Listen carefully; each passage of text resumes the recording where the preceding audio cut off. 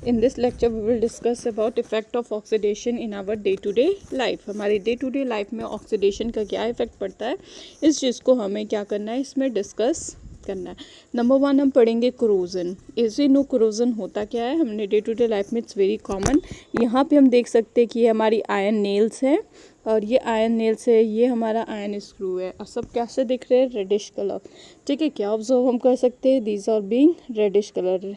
क्यों, हम iron nails के ऊपर एक रेड कलर की कोटिंग हो गई है और इसी को क्या कहा जाता है, कोरोजन. यहाँ देख सकते हैं स्टार्टिंग में हमारी फ्रेश जो आयरन नेल या स्क्रू था बिल्कुल ऐसा था सिल्वर, लेकिन यहाँ पे रेड कोटिंग दिख रहा है ड्यू टू द कोरोजन, या कह सकते हैं रस्ट की वजह से ऐसा हो रहा है. तो इसको हम ऑब्जर्व ईजली हम कर सकते हैं. तो as we know what is meant by it's why this happen, या ऐसा इसके साथ क्यों हो रहा है. Simple, iron combine with oxygen of air in presence of water to form hydrated iron oxide. ये जो आयरन है ग्रे कलर का, वो क्या कर रहा है, इस हाइड्रेट आयन जो है oxygen as well as moisture के साथ कंबाइन हो रहा है. फॉर्मेशन किसका कर रहा है, हाइड्रेटेड आयन ऑक्साइड का फॉर्मेशन कर रहा है, जिसका फॉर्मूला क्या होता है, Fe2O3 and X amount of water molecule. और इसी को क्या कहा जाता है, this is generally known as rust. और यही क्या होता है, फॉर्मूला होता है हमारे रस्ट का. और जो फॉर्मेशन होता है रस्ट का, that is known as rusting of iron. Means वो प्रोसेस जिसके थ्रू इस सिल्वर कलर की नील के ऊपर ग्रीन कलर की रेड कलर की कोटिंग दिख रही है, इसी को क्या कहा जाता है, रस्ट. और वो प्रोसेस जिसके थ्रू रस्ट का फॉर्मेशन होता है, that process is known as rusting. और इस प्रोसेस को क्या कहा जाता है, रस्टिंग कहा जाता है. Here we can see easily, ये हमें रस्ट देख सकते हैं हम, ये रस्ट है, इसको हम इजली ऑब्जर्व कर सकते हैं. अब ये देखिए, ये एक हमें मेटल की रॉड गिवन है, तो इसके ऊपर क्या होगा, slowly after several interval of time air, moisture या फिर एसिड्स इसके ऊपर रिएक्ट करेंगे, और रिएक्ट करके जो ओरिजिनल इसका कंपोनेंट है उसको क्या करेंगे, चेंज कर देंगे. और इसी प्रोसेस को कोरोजन कहा जाता है. सिंपली हम कह सकते हैं डिग्रेडेशन ऑफ मेटल, जिसमें मेटल की प्रॉपर्टी क्या हो जाती है, चेंज हो जाती है. कोरोजन आयरन के केस में नहीं होता, और भी होते हैं, जैसे कॉपर के केस में भी कोरोजन होता है, सिल्वर के, सबका अलग अलग कोरोजन होता है. Such as in case of copper, हमारे एयर के अंदर कार्बन डाइऑक्साइड भी होता है, वाटर मॉलिक्यूल भी होता है, लेकिन जब कॉपर को एक्सपोज किया जाता है बाहर एयर में और मॉइस्चर के अंदर, तो एयर में से CO2 ले लेते हैं और CO2 इस पर रिएक्ट करता है, मॉइस्चर रिएक्ट करता है, इसके ऊपर एक ग्रीन कलर देख सकते हैं यहाँ पे, ये ग्रीन कलर की कोटिंग का फॉर्मेशन करते हैं. और ये ग्रीन कलर की कोटिंग किसको रिप्रेजेंट करती है, ये जो ग्रीन कलर की कोटिंग होती है, this is called rusting of. ये ग्रीन कलर की कोटिंग जो होती है वो कोरोजन बनाती है, और इस कोरोजन को कहा क्या जाता है, specially called copper carbonate, that is CO3. Next हमारा कोरोजन है दैट ऑफ सिल्वर रिएक्ट करता है एटमॉस्फेयर के हाइड्रोजन सल्फाइड के साथ और ब्लैक कलर की लेयर बना देते हैं. ग्रे देख सकते हैं सिल्वर कलर की थी, हाइड्रोजन सल्फाइड रिएक्ट कर रहा है, लेयर कैसी हो गई है हमारी, ब्लैक कलर की लेयर बनती जा रही है.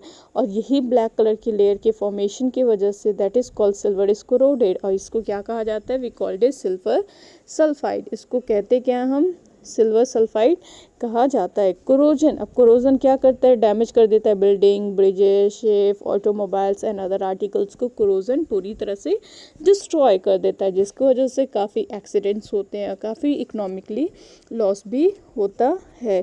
अब प्रिवेंशन, और इसका क्या कर सकते हैं, प्रिवेंशन बहुत नेसेसरी है, नहीं तो पुल कहीं बीच से पुल टूट जाती है, रेलवे ट्रैक्स देखे होंगे टूट जाते होंगे, जिसकी वजह से काफ़ी एक्सीडेंट भी होते हैं. तो काफ़ी एक्सीडेंट देखा जा सकता है, प्लस हमारा मनी का भी बहुत ज़्यादा लॉस होता है. लेकिन हम इसको प्रिवेंट कर सके किसी भी तरह कोरोजन से, तब क्या हो सकता है कि हम अपनी मनी को बचा सकते हैं. नेक्स्ट हमें क्या देखना है, that is the prevention of corrosion. हम कोरोजन का प्रिवेंशन कैसे करेंगे, तो कोरोजन के प्रिवेंशन के लिए अलग अलग मेथड आते हैं. Number 1 method is by using anti rust solution. अगर हम एंटी रस्ट सोल्यूशन यूज़ करें उसके थ्रू हम कोरोजन को रोक सकते हैं. And the second method is painting surface with paint, हम किसी भी हमें मेटल के आर्टिकल को उसके ऊपर एक पेंट की लेयर अगर बना दें तो भी उसको रोका जा सकता है। Third one is electroplating, through electrolysis के थ्रू उसके ऊपर एक प्लेट बना दी जाए डिफरेंट लेस एक्टिव मेटल के। Fourth one is galvanisation. ये सब कॉमन स्टेप होते हैं। चलिए वन बाय वन इसको यूज़ करते हैं। नंबर वन आते हैं पेंटिंग। तो सभी ने घर पे देखा होगा ग्रिल्स होती हैं, विंडोज़ की ग्रिल्स होती हैं, अगर आयरन की बनी होती है किसी भी मेटल की, तो जनरली उसको क्या किया जाता है, अप्लाई किया जाता है पेंट। और जब पेंट अप्लाई करते हैं तो जो एयर और मॉइस्चर रहता है उस पेंट के साथ रिएक्ट करता है, हमारा मेटल क्या होता है, बच जाता है, जिसकी वजह से कोरोजन क्या हो जाता है, डिलेड हो जाता है, या कोरोजन से हम इसको प्रिवेंट कर सकते हैं। हमारा गल्वनाइजेशन, नेक्स्ट वन इज़ गल्वनाइजेशन। इसमें क्या किया जाता है, सिंपल मेटल की रॉड या आयरन को रॉड ली जाती है और ये जिंक सोल्यूशन होता है, जिंक सोल्यूशन में डिप कर दिया जाता है।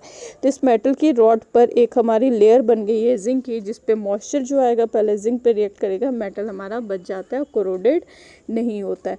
नेक्स्ट है हमारा इलेक्ट्रोप्लेटिंग। इलेक्ट्रोप्लेटिंग के केस में क्या किया जाता है कि यह जैसे हमारा मेटल है तो इस मेटल के ऊपर लेस रिएक्टिव मेटल की एक लेयर चढ़ा दी जाती है, और जिसकी वजह से एयर मॉइस्चर उसके ऊपर रिएक्ट करेंगे और मेटल की कोरोजन क्या हो जाता है, डिलेड हो जाता है। तो इस तरह करके हम रोक सकते हैं। As specially iron and steel articles को इलेक्ट्रोप्लेटेड किया जाता है with the help of chromium और निकल से, ताकि हम रस्टिंग से आयरन को बचाया जा सके। अगर कोरोजन आयरन के केस में तब तो उसे रस्टिंग कहा जाता है, किसी भी मेटल के केस में होता है तब उसे हम कोरोजन कहते हैं। तो prevention of corrosion, do food item also react with oxygen and get spoil. क्या फूड आइटम भी ऑक्सीजन के साथ रिएक्ट करते हैं और उनका जो टेक्सचर होता है, टेस्ट होता है, क्या वो चेंज होता है? तो आई थिंक सभी आंसर देंगे यस, उसका भी टेक्सचर चेंज होता है और उसके टेस्ट भी क्या हो जाता है, चेंज हो जाता है। जब भी फूड आइटम ऑयल, घी, बटर के साथ लॉन्ग टाइम ऑक्सीजन में या मॉइस्चर में रखा जाता है तो उसकी क्या हो जाती है, उसमें से टेस्ट चला जाता है, इसके अंदर फाउल स्मेल आती है, we can easily observe it, that is known as. और इसको कहा क्या जाता है, इसी प्रोसेस को क्या कहा जाता है, we called it rancidity, rancidity of food. और स्पेशली होता किस वजह से, ड्यू टू एरियल ऑक्सीडेशन, क्योंकि इसके अंदर क्या होता है, एरियल ऑक्सीडेशन होता है। और इसी प्रोसेस को क्या कहा जाता है, वी कॉल्ड इट रैंसिडिटी। हम इसको क्या कहते हैं, रैंसिडिटी कहा जाता है। देखा ही होगा कुक करते हैं, काफ़ी गर्मी का दिन होता है तो उसमें क्या हो जाता है, रख दिया जाता है खाने को, तो वो अनप्लीजेंट हो जाता है, प्लस उसका टेस्ट भी क्या हो जाता है, चेंज हो जाता है ड्यू टू रैंसिडिटी की वजह से। एंड रैंसिडिटी होती किस वजह से, due to the process of oxidation, oxidation के प्रोसेस की वजह से ऐसा होता है, जिसमें ऑयल एंड फैट्स रिएक्ट करते हैं ऑक्सीजन के साथ और चेंज क्या हो जाता है, फूड क्या हो जाता है, ऑक्सीडाइज्ड हो जाता है। ऑक्सीडाइज्ड होने की वजह से उसकी स्मेल क्या हो जाती है, चेंज हो जाती है, एज वेल एज उसका टेस्ट भी क्या हो जाता है, चेंज हो जाता है। और इस प्रोसेस को क्या कहा जाता है, we generally call the process is known as rancidity. ठीक है, इस प्रोसेस को क्या कहा जाएगा, रैंसिडिटी कहा जाता है। And the next one is the how can rancidity can be prevented by keeping food in airtight container और by using antioxidant। rancidity को कैसे प्रिवेंट कर सकते हैं, अगर एयर टाइट कंटेनर यूज़ करें या फिर एंटीऑक्सीडेंट यूज़ करें तो उसके थ्रू हम rancidity को हम प्रिवेंट कर सकते हैं।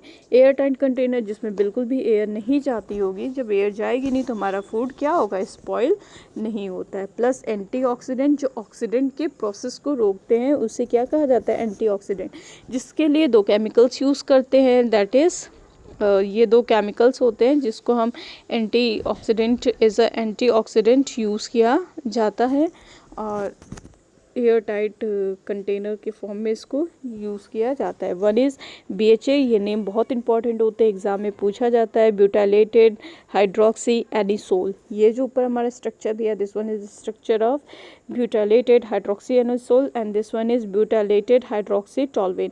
ये दोनों स्ट्रक्चर बहुत इंपॉर्टेंट है। Plus this two are chemical antioxidant, जो कि ऑक्सीडेशन प्रोसेस को क्या करेंगे, रोकते हैं, इसीलिए इन्हें क्या कहा जाता है, antioxidant. Anti means opposite, oxidation का opposite, means prevent oxidation of food containing oils and fats. जिस फूड में ऑयल्स एंड फैट्स होता है उनकी ऑक्सीडेशन को क्या करते हैं, प्रिवेंट करते हैं या डिलीट करते हैं, इसीलिए इनको क्या कहा जाता है, एंटीऑक्सीडेंट।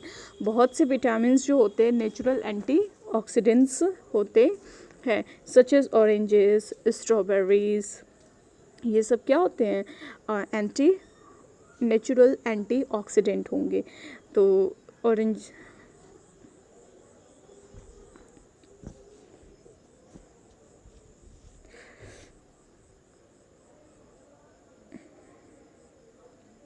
ठीक है, और ये क्या करते हैं, हमारी इम्यूनिटी को बढ़ाते हैं और इन्हांस करते हैं फाइटिंग एजिंग के थ्रू। प्लस थर्ड वन हम क्या कर सकते हैं कि देखो, स्नैक्स सभी ने खाया होगा, स्नैक्स सभी ने देखा भी होगा कि आधे स्नैक्स होते हैं, बाकी सब में एयर भरी होती है। तो वो एयर होती किसकी है, basically this air is of nitrogen. और इसीलिए चिप्स जो होते हैं, ऑलमोस्ट देखा गया होगा, चिप्स को फिल किससे किया जाता है, नाइट्रोजन गैस से, क्योंकि वो हेल्प करते हैं, प्रिवेंशन करते हैं ऑक्सीडाइजेशन का। में जो चिप्स होती है, पोटैटो चिप्स या कोई भी चिप्स, उसको फर्दर और ऑक्सीडाइज नहीं होने देती है, क्योंकि nitrogen is inactive in nature या अनरिएक्टिव इन नेचर, और इस वजह से वो फर्दर ऑन ऑक्सीडाइज्ड नहीं होता है। Next one is oxidation of food stop can be slowed by keeping food in a refrigerator. हम रेसिडिटी को या ऑक्सीडेशन प्रोसेस को रोक सकते हैं अगर हम फूड को क्या करें, रेफ्रिजरेटर के में रखें। उसकी वजह से क्या हो जाता है, टेम्परेचर काफ़ी हद तक कम हो जाता है। जब टेम्परेचर कम रहेगा तो हमारा फूड क्या होगा, स्पॉइल नहीं होगा, ऑक्सीडेशन प्रोसेस इन्हेंस नहीं हो पाती है। और कोशिश की जाती है कि सनलाइट से भी क्या किया जाए, इसको दूर रखा